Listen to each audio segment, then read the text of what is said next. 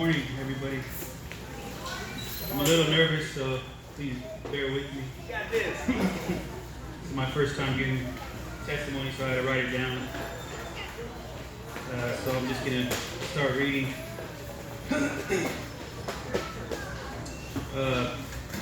This is a piece of my testimony that is important for me to share because until I knew God, this was the examples of love and how I was to treat others. When I was actually shown love, I didn't think I deserved it. It wasn't until I heard others have similar testimonies that I realized how much the Lord loves me and the devil had been working on me for a long time.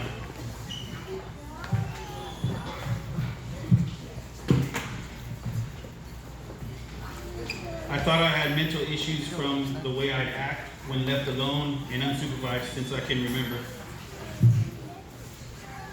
My father was a mean, violent alcoholic, not to everyone. I had a sister who never felt the wrath of his rage. His focus was mostly on myself and my mother. From a very young age, he made it very clear he didn't want me as a son for reasons I never understood. If I would come into a room that he was in, he would yell at me, "Get the hell out." He would punish me for the smallest things. He would always seem to rush into a room to find something to accuse or attack me for. And this one particular incident that still haunts me today is when he punished me for opening the new box of cereal when there was one already opened. I told him I didn't see the open box, and he held the back of my neck so hard and forced me down to the box, calling me stupid and an idiot, and tried to make me eat the whole box of cereal. He beat me when he was drunk without needing reason, put me down, made me feel weak and helpless and worthless every chance he got. I thought about killing myself even as a little kid. I started to release my feelings on animals and break things just to get away with it. I'd even pee in the sink when he wasn't home, and I didn't understand why I did that. I mutilated animals, burned and cut up birds, rats, mice, and lit cats on fire, and make nooses to hang dogs, not to impress any other children. I did this all alone in secret, and before my dad would come home, I would get rid of all the evidence. My mother knew of all the abuse, but moved out and left me there. I felt abandoned and was angry with her. She came back and left again to try to make it work. Looked right past me. The rest of my life, she would lie for me and cover all my wrongdoings to show me she loved me more than anyone else, but it was out of guilt instead of helping me get out of the bad situation. She didn't tell anyone about my abuse or hers either, like many others in the Jehovah's Witness religion who pretend to have it all together and sweep everything under the rug. These were my main examples of life and coping. One thing that saved me as a child was spending a lot of time with my grandparents in my aunt's house. When my parents were supposed to be sharing custody of me, they would just drop me off for their scheduled times. I felt loved and accepted and I wanted when I was there at my grandma's and my aunt's. Then when I got a little bit older, I got an infection in my blood and was at home on bed rest for a long period of time. I got more sinister on a regular daily basis. I dehydrate animals to watch them die. I made chlorine bombs with nails and put glass in it and would just blow them up. I would play with my dad's guns when he wasn't home, put them to my head. I would also cut myself to temporarily relieve the anxiety I felt inside me. I would even make these disgusting soups with dog feces and throw up and urine and whatever I could find with the intention of one day throwing it on my dad, but I never did. Every day my dad would come home and find something so minor that I had moved in the house or forgot to do, or he would say that I touched. He would twist my arm, put me in the dirt and beat me. He would always be out late drinking and a few times wake me up, show me what I did wrong, and put me outside of the house naked in the dark and tell me to go with my mom because I was a crybaby. I saw him do the same thing to my mom a few times too. Sometimes, with alcohol in his breath, he'd force me to kiss him on the lips. I didn't know whether to take it as acceptance or as him trying to force his power on me. When I was about 9 years old, my friend's aunt and uncle gave me a Bible and taught me about Jesus. I took it home and got real into it, and I told my parents about it. My mom being a Jehovah's Witness and my dad just being himself laughed at me. And every time I misbehaved, they'd tell me that it was all a lie because I wasn't living up to it. The spirit would always pull me, but I tried to shrug it off. I didn't want to be afraid anymore, so I took on roles of movies I'd watch, of tough guys and gangsters. I even asked the devil to help me. I don't know exactly when this started, but I started hearing voices telling me to kill myself and other people. I remember like 50 voices in my head and dogs barking in my head. I swore my room was haunted. I wanted to sell my soul to the devil to take away the fear I felt. I thought he could fix it. I knew God was real, but I didn't know how to reach out to him. I knew how to talk to the devil because I watched it in movies, and that's where I learned it. I thought I was doing both and playing both sides. I wanted people to see me as a tough guy, scary and mean, so I adopted this persona on the exterior, full of fear inside. I brought those voices and the tough guy persona into my teenage years. I started walking around with guns, provoking fights, and aiming to be known as the biggest, baddest gangster.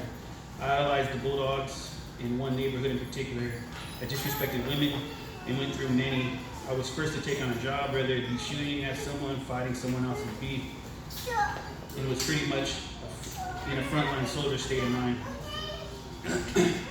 I was shot when I was 19 by a rival gang, and I died 5 times from the parking lot to the hospital. Once in my lung and once in my leg. That didn't stop me, it made me worse and ruined my reputation. Fast forward back to when I started to figure out how this is affecting me as a man. My first son sparked a change in my life. I started to calm down, but still drank a lot and hit him too hard a few times and talked down to him, taking his power away and not building him up. I didn't know how. I was never shown that. He got old enough to be impressed with the dumb things I was doing. That was when I realized I had to change. 2 more kids later, in a failed relationship with their mother, I met Danielle. I was drawn to her in a way I didn't understand. I was comfortable with confessing all my shameful past to her. She prayed for me and with me and pursued me. She would go to church whether I went with her or not. When she finally got me to go, I was prayed over and something came out of me. Pastor Timothy prayed for me. Here, I felt released and overwhelmed with the Spirit of God. After this, the devil went into overtime. The voices got louder and my anxiety peaked. Fueled by anabolic steroids, cocaine, and alcohol addiction, she didn't even know the depth of it. I was broken. Everything in the dark came to light. I confessed my fears to her and the real me. She loved me anyways. I tried to push her away, but the Lord had other plans and humbled me. And God sent Dale to find the root of my issues I didn't even know I had, leading back to the spirit of religion, as well as abuse, neglect, the distorted message my dad sent me of what love from a father was. To this day, he still lives in denial and takes no responsibility of what he's done to me, but I forgive him, and I love him. And I also forgive my mother. I don't talk to her or my sister because I pray for them, and that's all I can do now. Amen. God has filled the emptiness inside of me and built my foundation. He broke the chains of addiction, and through prayer and total trust in him, all the voices are gone. Amen. And when the devil tries to whisper in my ear again and remind me of who I was, I recognize it immediately and rebuke it, because greater is he who is in me than he who is in the world. Yes.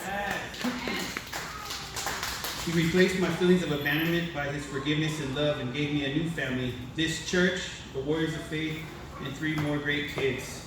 The Lord has shown me how to be a good father to all of them and how important it is to lift them up and not put them down.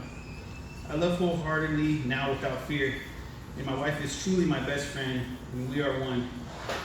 I no longer disrespect women.